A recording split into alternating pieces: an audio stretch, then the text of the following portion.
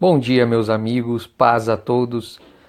Espero que ao ouvir esse áudio você esteja muito bem, que o Senhor abençoe a sua vida, a vida da sua família, que o Senhor abençoe o seu trabalho, que o Senhor possa abençoar a sua vida todos os dias, que o Senhor possa te dar felicidade e alegria, e o principal é que possamos cumprir os propósitos do Senhor.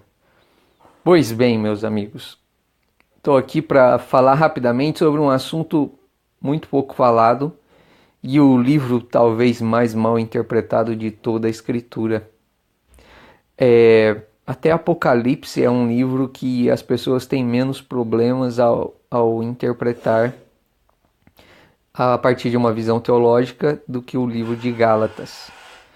Poucas pessoas sabem para quem foi escrito o livro de Gálatas. Existem pistas fora da Bíblia, das Escrituras, e também dentro da Escritura de quem seriam as pessoas que receberam essa carta de Paulo, do apóstolo Paulo. Pois bem, quem poderiam ser essas pessoas? Esse é o primeiro lance.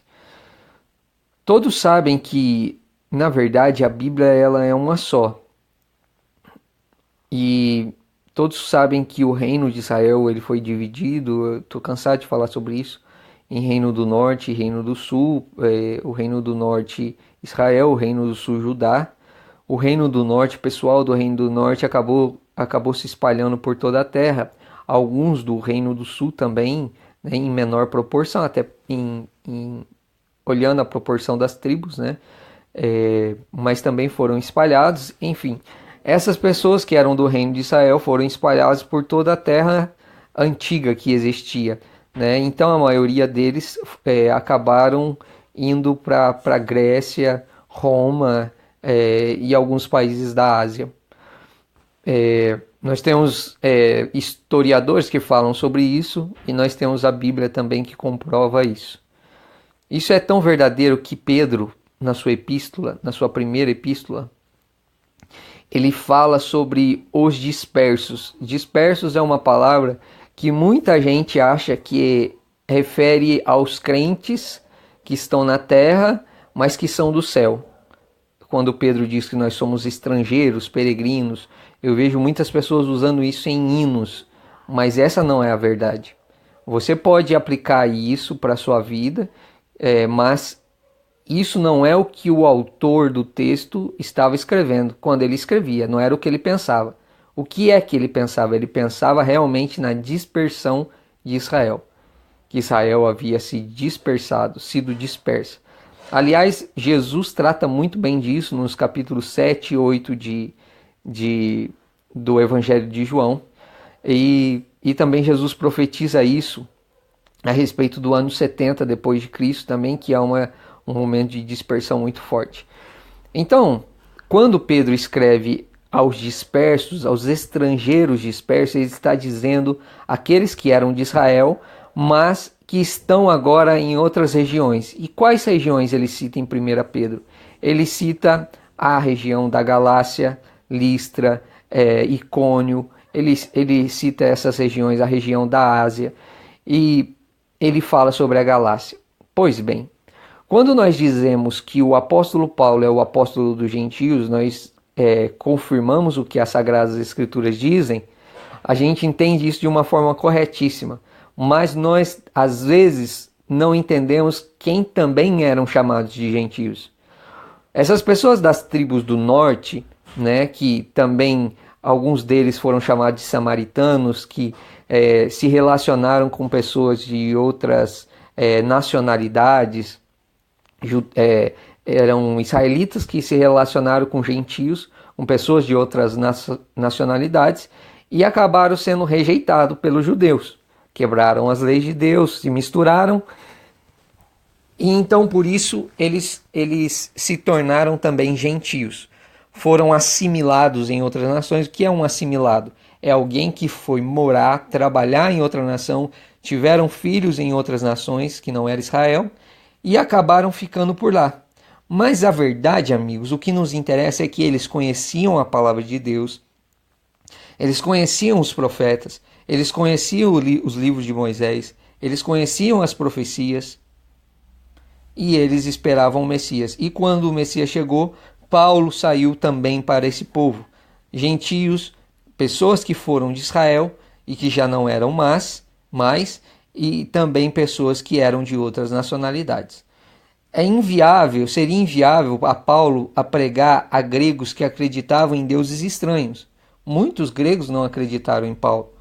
E muitos dos que acreditaram eram pessoas que estavam na Grécia e eram pessoas que sabiam da profecia. E eram pessoas que tinham saído da terra de Israel, Eretz Israel. Então, isso é muito interessante. Eram pessoas que já conheciam as profecias. Nós temos vários textos falando sobre isso. E um desses lugares foi na Galácia. Agora, olha que linda essa história da Galácia. A Galácia era um local que havia recebido muitos de Israel, que haviam saído das tribos do norte. Essas pessoas que estavam lá eram pessoas que esperavam o Messias. Peço perdão da minha voz. Eram pessoas que esperavam o Messias e Paulo foi levar essa mensagem para eles. E Paulo diz que o Messias havia chego, e Paulo diz que pela graça eles receberam a salvação, mas eram pessoas que conheciam a lei. Eles sabiam sobre a lei. Olha que interessante. Não eram pessoas leigas. Quando Paulo escreve em Romanos, ele fala assim: eu escrevo para pessoas que conhecem da lei. Em Romanos, no capítulo 7. Então, Paulo escrevia para pessoas que sabiam da lei.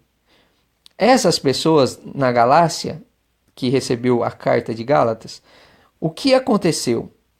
Quando eles receberam o evangelho, eles começaram a crer no Messias e começaram a divulgar isso.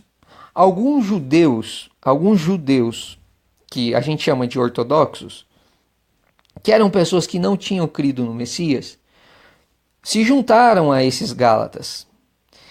E aí o que eles estavam ensinando? Eles estavam ensinando o seguinte: olha, o que Paulo ensinou não é bem a verdade. Vocês podem até acreditar que ele é o Messias, mas a verdade é que vocês precisam praticar as obras da lei. Olha que interessante.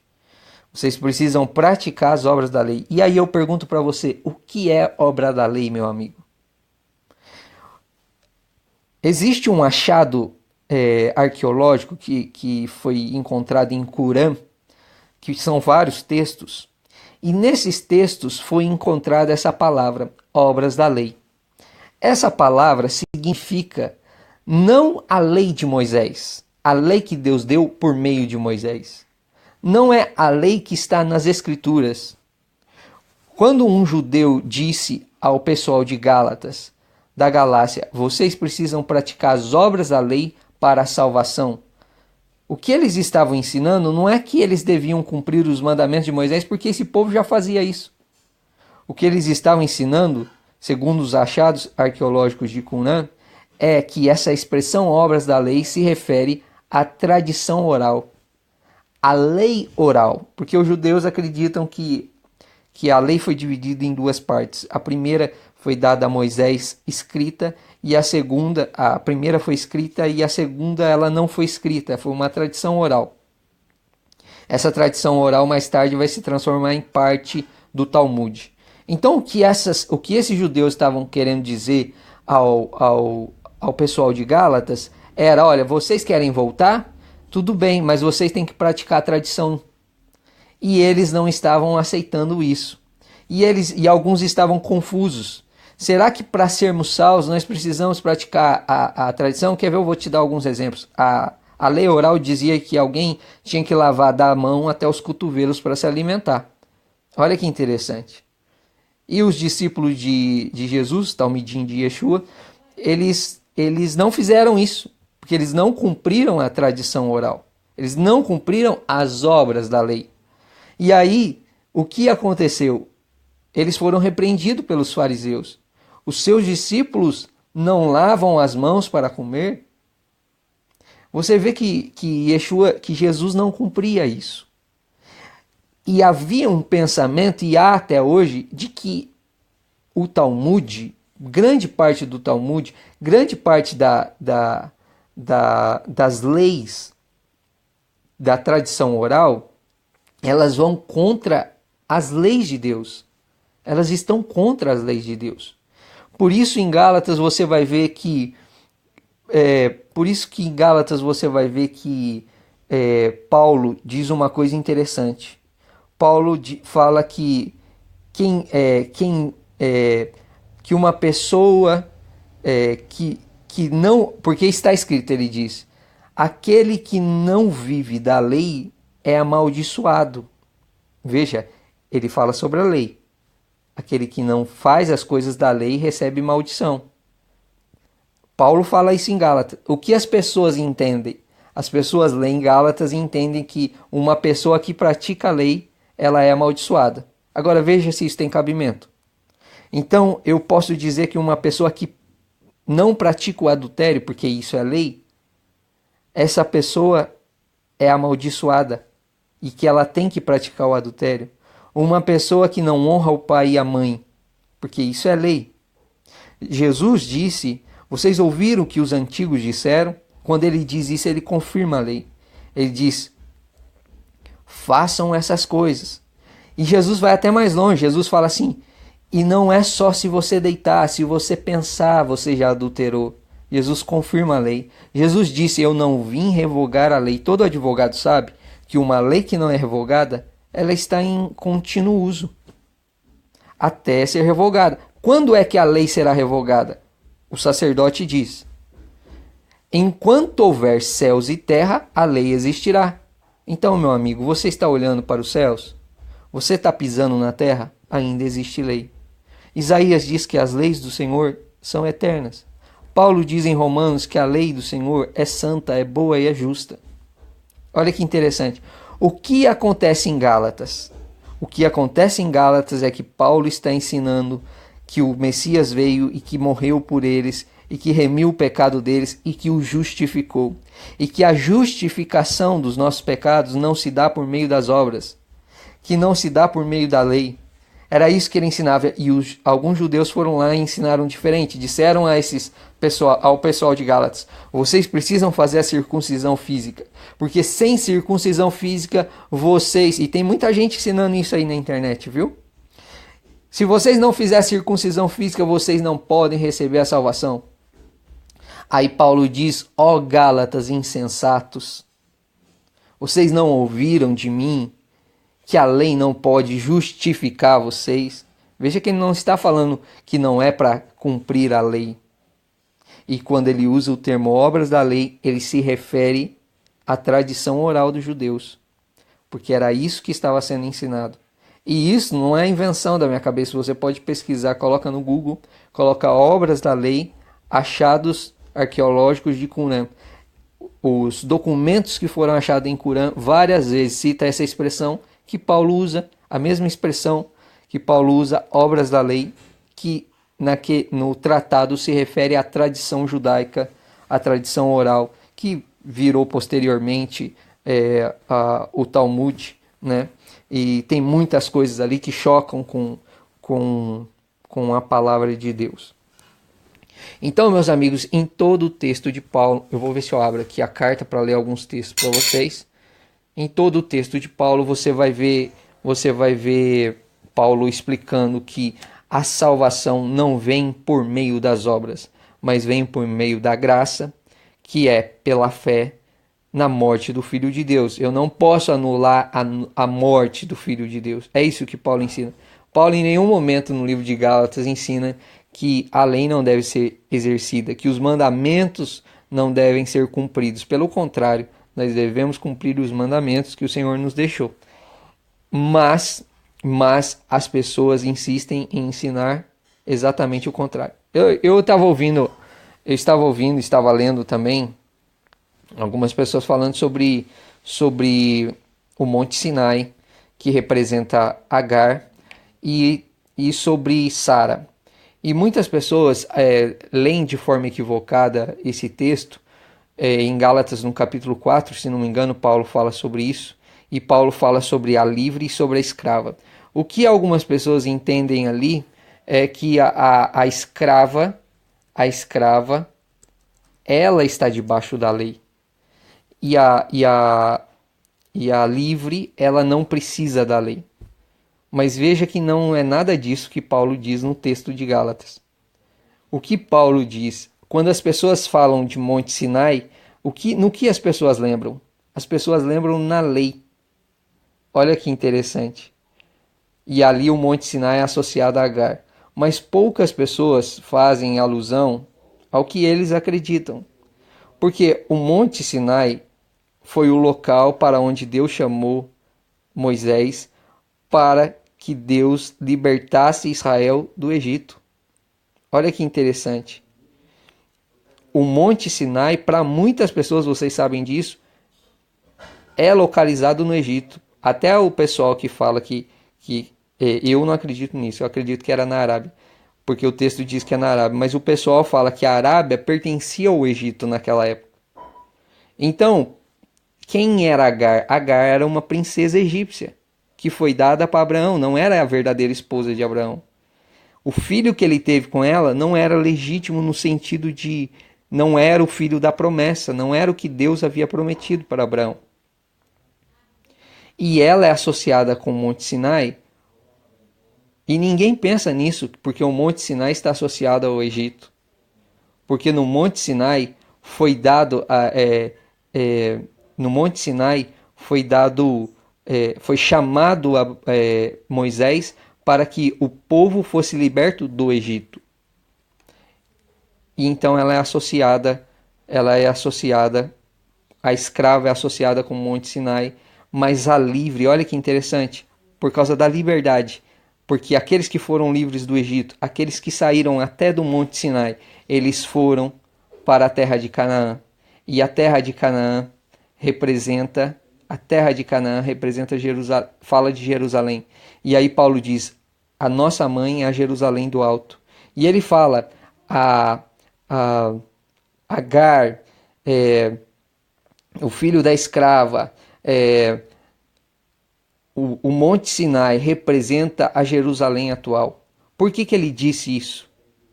Porque ele sabia que tanto os judeus que estavam lá naquela época, eles estavam presos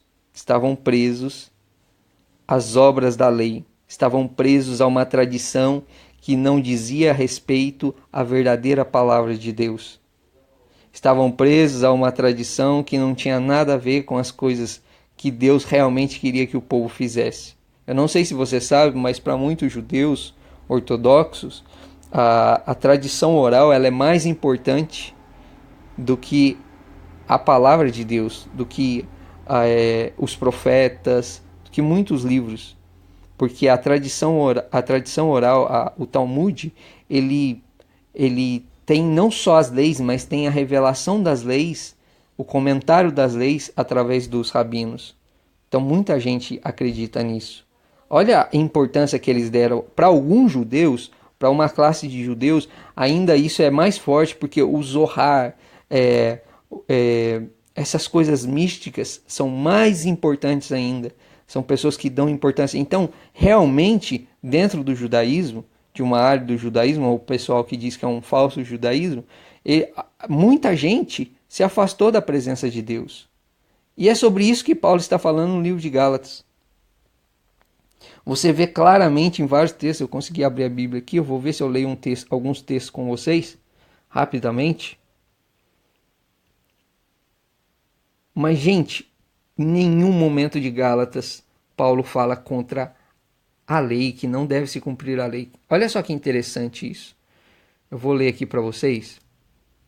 Vou ler alguns artigos e vou ler, quem quiser depois, eu vou disponibilizar o link para você ler. E eu vou abrir aqui Gálatas para ler alguns textos com vocês. Vocês vão ver que coisa incrível. Olha só. Vamos ler Gálatas. Vamos ler o capítulo 1. Gálatas 1. Paulo, apóstolo, enviado não da parte de homens, nem por meio de pessoa alguma, mas por meio de Jesus e por Deus Pai. Olha o que ele começa dizendo. Que ressuscitou dos mortos. E a todos os irmãos que estão comigo, as igrejas da Galácia. Veja que era mais de uma. A vocês graça e paz da parte de Deus e do nosso Senhor Jesus Cristo, que se entregou a si mesmo por nossos pecados a fim de nos resgatar dessa presente era perversa, segundo a vontade do nosso Deus Pai. A quem seja a glória, a todos sempre, amém. Olha só, admiro-me de que vocês estejam abandonando tão rapidamente aquele que o chamou pela graça de Cristo, para seguirem outro evangelho. Olha só, olha o que ele diz, que na realidade não é evangelho. O que ocorre é que algumas pessoas estão perturbando vocês, querendo perverter o evangelho de Cristo. Mas ainda que outro anjo desça do céu e pregue um evangelho diferente daquele que lhe pregamos, que seja anátema, amaldiçoado. Como dissemos, agora repito, se alguém lhes anuncia um evangelho diferente, que já receberam, que seja anátema. Acaso busco eu agora a aprovação dos homens ou de Deus, ou estou tentando agradar a homens? Não seria servo de Jesus. Irmãos, quero que saibam que, olha que lindo isso aqui. Olha como é que isso tem tudo a ver com o que a gente disse. Irmãos, quero que saibam que o evangelho por mim anunciado não é de origem humana. Não o recebi de pessoa alguma, nem me foi ele ensinado. Pelo contrário, eu recebi direto de Jesus por meio de revelação. Vocês ouviram qual foi o meu procedimento no judaísmo? Olha o que ele está falando. Esse povo conhecia ou não o judaísmo? Olha só. Vocês ouviram, verso 13 do capítulo 1. Vocês ouviram qual foi o meu procedimento no judaísmo? Como perseguia com violência a igreja de Deus, procurando destruí-la? No judaísmo, eu superava, olha a palavra-chave, a maioria dos judeus da minha idade, e era extremamente zeloso nas tradições dos meus antepassados. Sobre o que Paulo fala em Gálatas, o que é obras da lei? São tradições que não estavam na Torá, que não estavam no Pentateuco, que não estavam na lei que Deus deu a Moisés. Mas Deus me separou desde o ventre materno e me chamou por sua graça quando lhe agradou. Aí ele vai ensinar sobre a lei também, a lei de Moisés. Ele vai falar sobre a lei. Revelar o seu filho em mim para que eu anunciasse entre os gentios. Não consultei pessoa alguma. Tampouco subi a Jerusalém para ver os que já eram apóstolos antes de mim. Mas de imediato parti para a Arábia e tornei a voltar a Damasco. Olha ele citando a Arábia. Depois de 3 anos subi a Jerusalém para conhecer Pedro pessoalmente. Estive com ele 15 dias. Não vi nenhum dos outros apóstolos a não ser Tiago. Quanto aos que lhes escrevo, afirmo diante de Deus que não minto. A seguir fui para as regiões da Síria e da Cilícia, e não era pessoalmente conhecido pelas igrejas da Judéia, que estão em Cristo. Olha lá, muitos judeus também estavam em Cristo. Olha que interessante, porque tem muita gente dizendo por aí que os judeus todos se perderam, né? Mas não leram Romanos 11. Apenas ouvia dizer, aquele que antes nos perseguia agora está anunciando a fé que outrora procurava destruir, e glorificavam a Deus por minha causa. Aí ele começa, no capítulo 2, ele fala bastante coisa, né? Ele contando a história. Mas no capítulo 3, ele diferencia bastante os judeus dos gentios, né? Aí no verso 16 do capítulo 2, ele diz assim, sabemos que ninguém é justificado pela prática da lei. Aí ele está falando da lei de Moisés. Ele não está falando obras da lei, se refere à tradição. Sabemos que ninguém é justificado pela prática da lei. Sim. Ninguém vai ser salvo, ninguém vai ser justificado diante de Deus por causa das obras da lei. Por causa de cumprir os mandamentos. Alguém que cumpre os mandamentos, mas não acredita que Jesus é o Filho de Deus, essa pessoa não pode receber salvação. Mas mediante a fé em Jesus. Assim nós também cremos em Cristo Jesus para sermos justificados. Veja que ele não está falando sobre santificação, ele está falando sobre justificação. Justificados pela fé em Cristo e não pela prática da lei. Porque pela prática da lei ninguém será justificado. Mas veja que ele não está falando que a lei não tem que ser praticada. Olha só. Se, porém, procurando ser justificado em Cristo, descobrimos que nós mesmos somos pecadores, será Cristo então ministro do pecado? De modo algum. Se reconstruo o que destruí, provo que sou transgressor. Pois por meio da lei eu morri. Olha que lindo. Pois por meio da lei eu morri para a lei, a fim de viver para Deus. O que Paulo ensina?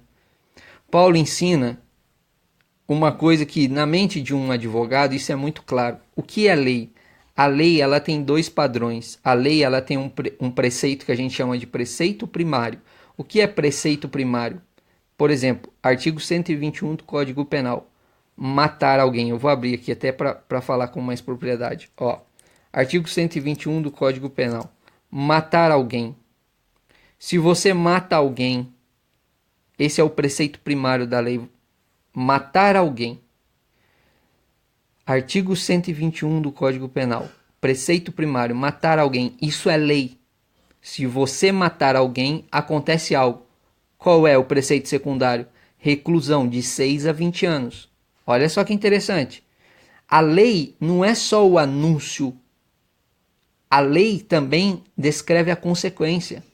Então, quando você descumpre a lei, o que acontece?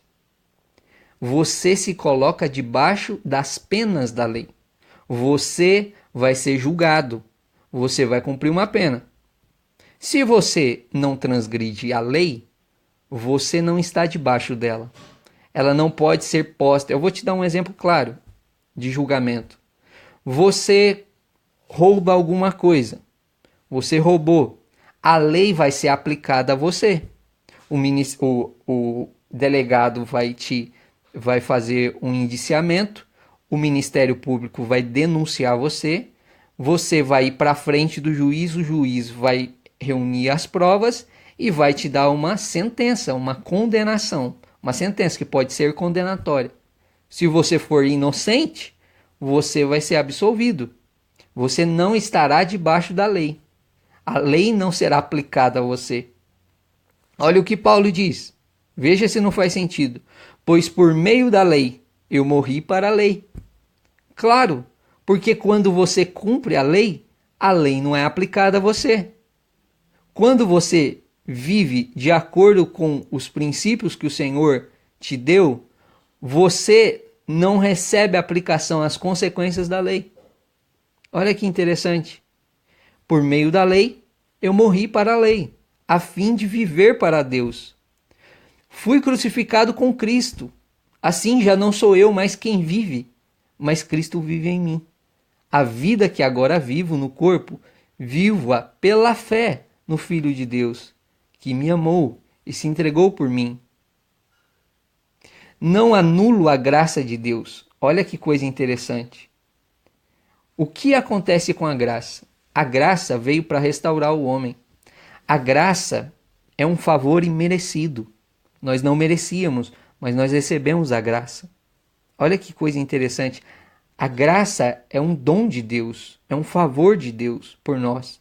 Estávamos todos em pecado, mas o Senhor, quando Ele morre por nós, Ele nos justifica. Ele traz você para uma linha atrás de quando você havia quebrado as leis. Quando você havia roubado, adulterado, transgredido, quando você era alguém que violava os mandamentos do Senhor. Então o Senhor te restaura, Ele te faz de novo, Ele perdoa os seus pecados, Ele te coloca lavado, remido na frente de Deus. Não para se sujar de novo, mas para viver longe da quebra da lei. Para viver longe de estar debaixo da lei, de ser punido pela lei. Por quê? Porque a justificação não veio por meio da lei. A justificação veio pela morte de Jesus. O que foi que te lavou, que te restaurou, que te colocou limpo diante de Deus, foi a morte de Jesus. É isso que Paulo está ensinando. Mas Paulo não está ensinando que existe uma contradição entre viver em santidade. Olha só, Paulo não está ensinando isso. Que existe uma contradição, que aquele que vive da lei não vive da graça. Não é isso que Paulo está dizendo. Paulo não ensina isso. Paulo diz que a lei é um complemento da graça. Que viver, ser obediente a Deus é um complemento. No final ele vai falar sobre os frutos do Espírito. Que o fruto do Espírito, em Gálatas, ele fala que o fruto do Espírito produz a bondade no homem. Eu vou ler aqui para você, Gálatas, olha que coisa linda. Agora, encaixa tudo isso no seu raciocínio. Olha aí, olha aqui o capítulo 5. Foi para a liberdade que Cristo nos libertou. Portanto, permaneça firme, não se deixe se submeter novamente a um jugo de escravidão. Olha só, por que ele usa essa expressão jugo? Você se lembra que Jesus disse isso? Tomem o meu jugo, porque o meu jugo é leve e o meu fardo é suave. O que é jugo? Jugo é um conjunto de regras de um rabino. Jugo é um conjunto de regras de um rabino. Quando Jesus diz, o meu jugo é leve, ele está dizendo que as regras dele não são pesadas. Porque os fariseus, lembra que ele disse isso aos fariseus? Vocês colocam um jugo pesado. E ainda falam para as pessoas, fazem isso, mas vocês não vivem isso. Olha o que Jesus ensina. Sobre o que Jesus estava falando. Sobre a tradição. Isso é tão verdade porque sobre a lei, o que Jesus disse? Olha que interessante, Jesus disse assim sobre os fariseus ainda. Jesus falou assim, se a sua justiça não exceder a dos fariseus, vocês não entrarão no meu reino. Então Jesus não está falando sobre ser justo, porque justiça, a nossa justiça tem que exceder a dos fariseus. Olha que interessante. Outro texto Jesus fala assim, sobre a lei, Jesus fala assim, façam o que esses homens dizem, mas não fazem o que eles fazem. Pega o contexto e você vai ver que ele está falando sobre a lei. Então, Paulo não era um cara esquizofrênico. Paulo não estava ensinando. Quer ver? Eu vou ler o verso 2. O que Paulo fala sobre escravidão. Não vos deixe submeter novamente a um jugo de escravidão. Capítulo 5 de Gálatas. Ouçam bem o que eu, Paulo, lhes digo. Caso se deixem circuncidar, Cristo de nada lhes servirá. Porque eles estavam acreditando que a circuncisão fazia parte do processo de salvação. A circuncisão física fazia parte do processo de salvação. E Paulo disse, de nada vai aproveitar essa circuncisão física para a salvação. De novo declaro que todo homem que se deixa circuncidar, olha só, vocês que procuram ser justificados pela lei, separam-se de Cristo. Por quê? Porque a lei jamais vai poder justificar o homem. A lei ela tem um outro propósito. Qual é o propósito? É de santificar o homem. A santificação vem através da obediência. A justificação vem por meio do sacrifício de Jesus. Olha só que coisa interessante. Ele fala sobre o fermento dos fariseus. Leia depois Gálatas com esse modo de pensar, você vai entender. Olha só. Vocês são guiados pelo Espírito e vocês não estão debaixo da lei. Porque quem está debaixo da lei é aquele que quebrou a lei. Está debaixo da lei. A lei é posta sobre ele. Lembra da mulher adúltera que quebrou a lei? E o que aconteceu com ela? Jesus falou, vá e não peques mais. Agora olha que interessante. Vocês são guiados pelo Espírito. Não estão debaixo da lei. Olha só, a lei, estar debaixo da lei é viver no pecado. Debaixo da lei, viver no pecado. Porque quando você quebra a lei, quando você transgride a lei é aplicada a você. E aí você é punido. E a gente já sabe qual é o salário do pecado. É a morte. Lembra que a mulher foi levada pelos homens na frente de Jesus e disseram, a lei de Moisés diz que nós devamos matá-la. E tu o que dizes? Aí ele fala, vamos aplicar a lei para todo mundo. É essa a palavra dele. Ele fala, vamos cumprir a lei, vamos cumprir com todos, vamos ser justos. Aquele que não tem pecado começa a tirar. Aí todo mundo vai saindo de um em um, fica só a mulher. O que ele diz para a mulher? Ele fala assim, olha, ele fala para ela, perdoados estão os teus pecados. E ele fala, vá e não peques mais. Não peques mais. Por quê? Porque se você pecar, você vai transgredir a lei e você vai estar debaixo da lei, você vai estar debaixo da autoridade dos homens, para os homens fazer com você o que eles querem. Perceba essa conotação. Agora olha o que Paulo diz. Vocês são guiados pelo Espírito, não estão debaixo da lei. Ora, as obras da carne são manifestas. Quais são as obras da carne? Imoralidade sexual. Imoralidade sexual também não é adultério, que é a lei. Impureza, libertinagem, idolatria. Idolatria não é a quebra da lei? Não adorarás outros deuses? Feitiçaria, ódio, discórdia, ciúmes, inveja, não cobiçar as coisas do próximo, isso não é mandamento? Ira, egoísmo, dissensão, facção, embriaguez, orgias, coisas semelhantes, obras da carne. Se você pratica obras da carne, você não está no Espírito. Se você pratica obras da carne, você está submetido à lei. O que é submetido à lei? Porque lei não é só o preceito primário, é a condenação também. E quando você está debaixo da lei, você vai ser condenado. Eu os advirto, como já adverti antes, os que praticam essas coisas não herdarão o reino de Deus. Mas o fruto do Espírito, é o amor, a alegria, paz, paciência, bondade, fidelidade, mansidão, domínio próprio. Contra essas coisas não há lei. Ah, meu amigo, você não pegou isso. Contra essas coisas não há lei. Não há punição. Não há punição quando você ama. Do que você pode ser punido? Quando você tem paz. Você vai ser punido na lei de Deus por quê? Quando você é paciente, você vai ser punido por quê? Quando você tem mansidão, domínio próprio, quando você é fiel, contra essas coisas não tem lei. Não tem punição. Os que pertencem a Cristo Jesus crucificaram a carne com as suas paixões e seus desejos. É como se Paulo estivesse dizendo para você, as pessoas que vivem através do Espírito de Deus, as pessoas que vivem para Jesus, essas pessoas, elas não estão submetidas à lei. Olha o que ele está querendo dizer, essas pessoas não estão debaixo de acusação. Essas pessoas não serão punidas pela lei.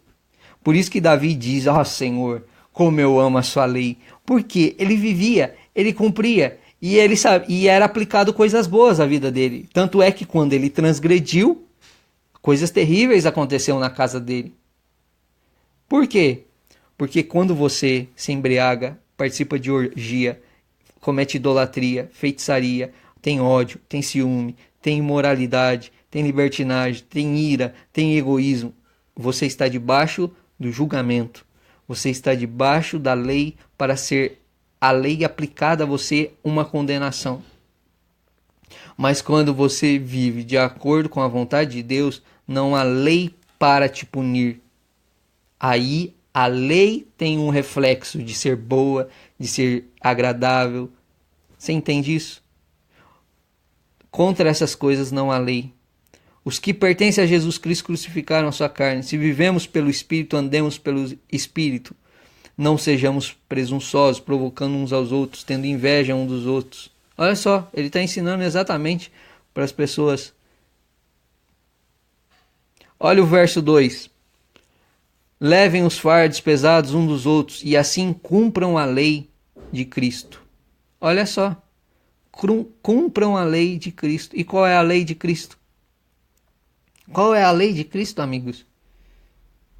A lei de Cristo. A lei de Cristo, o que é Cristo? Ele não é a palavra? Ele não está desde o início?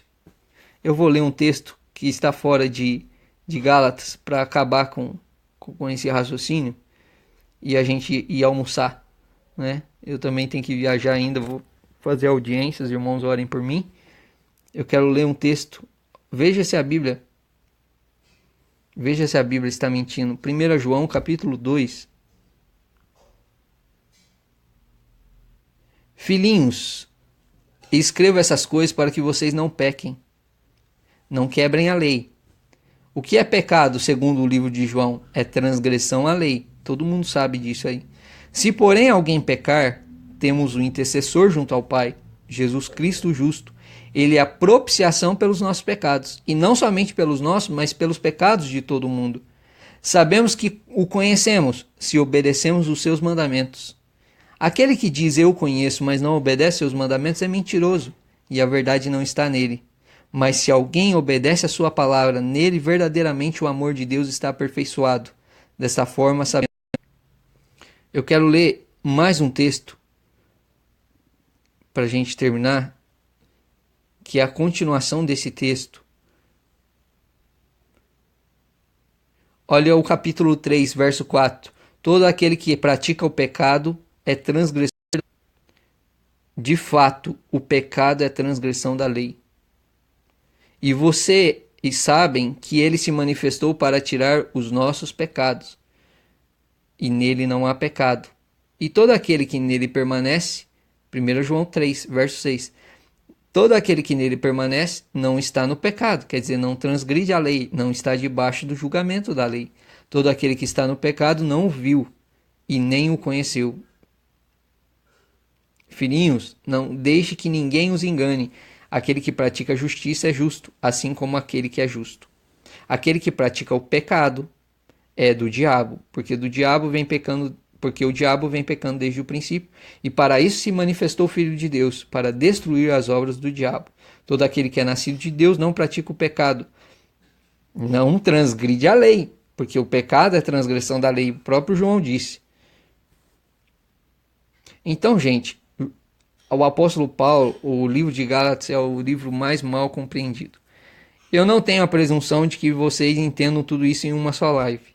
Eu quero sentar um dia para poder ler Gálatas inteiro junto com vocês e a gente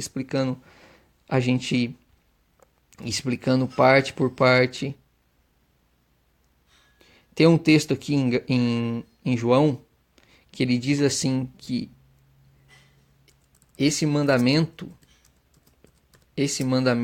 não é novo. Esse é o mandamento desde o princípio.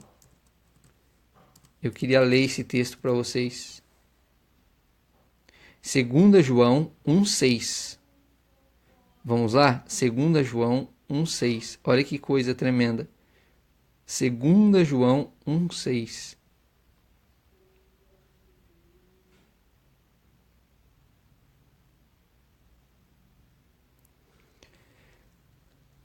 Olha só.